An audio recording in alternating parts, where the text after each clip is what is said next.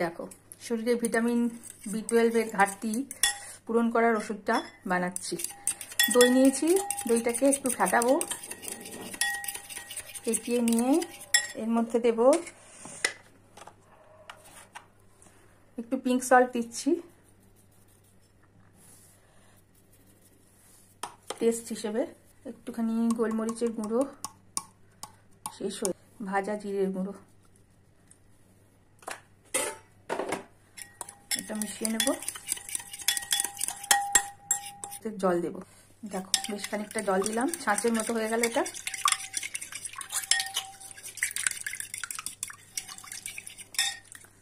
এবার আমি বেশি করেই ভাত করে রাখি সকালবেলা, আজকাল এটাই জলখাবারে খাচ্ছি, আর পেট ভারও হয় না, পেটটা বেশ হালকা থাকে।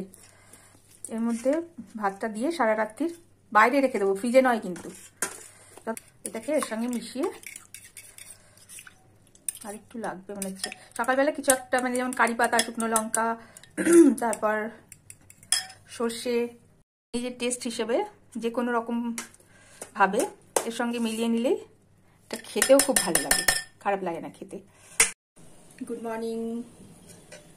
কালকে একটা জলখাবারের কথা বলেছিলাম ভিটামিন B12 এর ঘাটতি পূরণ করার জন্য। এই দেখো রাত্রিবেলা আমি এই দই আর জল আর ভাজা জিরে গুঁড়ো, গোলমরিচের গুঁড়ো, আর আমার কাছে পিঙ্ক সল্ট ছিল, সেটা দিয়ে এটা ভাতগুলো ভিজিয়ে রেখেছিলাম। এবার এটাতে একটু ফোড়ন দেব, এটা না দিলেও চলে, এমনিও খাওয়া যায় এটা। তো আমি একটুখানি কাঁচা লঙ্কা, রসুন আর ধনেপাতা কেটে রেখেছি, এটা আমি সর্ষের তেল দিয়ে ফোড়ন দেবো, টেস্টিও লাগবে, আর রিফাইন্ড অয়েল খাওয়াও ভালো না শরীরের জন্য, সেই জন্য সর্ষের তেলেই দেবো ফোড়নটা। একটুখানি তেল দিয়েছি,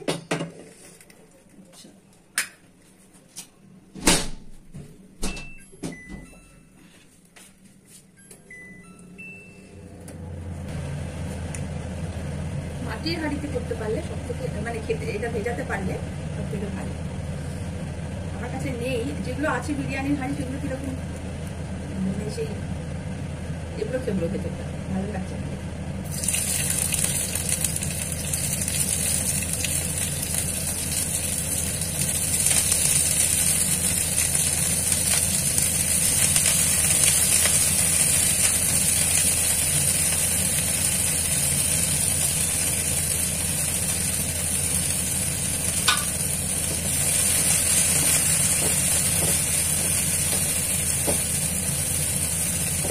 রসুনটা খাওয়াও ভালো শরীরের পক্ষে, আর এখন ধনে পাতার তো অনেক গুণ আছে, কিডনি পরিষ্কার হয় ধনে পাতা খেলে, আর এখন শীতকাল ভালো ধনে পাতা পাওয়া যাচ্ছে, কাঁচা লঙ্কার গুণও আছে, তো কোনোটাই ক্ষতিকারক নয়।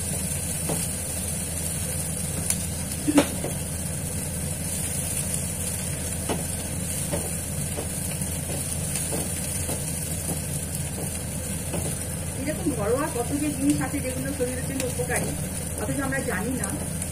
তো ঘরের জিনিসপত্র দিয়েই আমরা শরীরটাকে ঠিক রাখতে পারি, কিন্তু যতক্ষণ না শরীর খারাপ হচ্ছে ততক্ষণ আমরা এসব দিকে মন দিই না।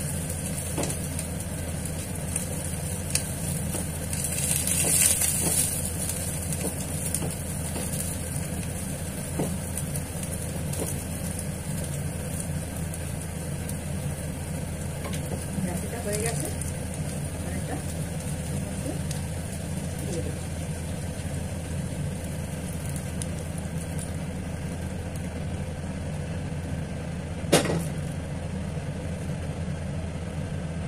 সামান্য একটু ফ্লেভার আসবে।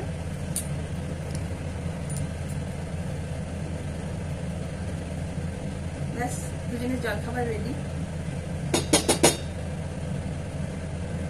জলখাবার। তোমরাও চেষ্টা করো এটা বানানোর।